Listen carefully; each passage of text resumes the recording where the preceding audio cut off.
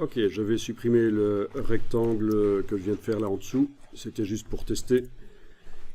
Et je continue à travailler sur celui-là. Son contour est noir, je peux lui mettre ce que je veux comme contour, bien sûr. En allant chercher dans la palette nuancier si possible. Et si je veux que ce soit contrôlable à distance, je dois créer une nouvelle nuance. Ou je peux aussi double-cliquer sur une nuance et cocher global. Voilà.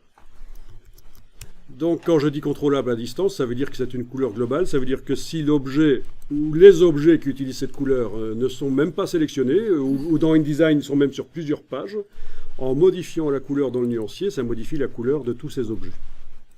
Voilà. Donc très intéressant pour un document InDesign, notamment les couleurs globales, qui, je vous ai dit, sont d'office globales dans InDesign. Dans Illustrator, il faut le demander. Donc vous avez une illustration qui utilise à plein d'endroits la même couleur. Vous pouvez faire des recherches graphiques, après avoir fait l'illustration, faire des recherches graphiques, des variantes, grâce à ce système de couleurs globales. Donc, là, j'ai transformé une couleur existante en couleur globale avant de l'utiliser sur... Il faut le faire avant d'utiliser sur les objets. Parce que si je crée des objets et que je transforme la couleur globale après, ça ne va pas le faire. Par exemple, ici, voilà. J'ai créé deux objets, il n'y en a plus qu'un qui est sélectionné, je transforme en global ici. Eh bien, en fait, je pense que si je clique à côté et que je double-clique sur la couleur globale, ça ne devrait modifier que le dernier. On va voir.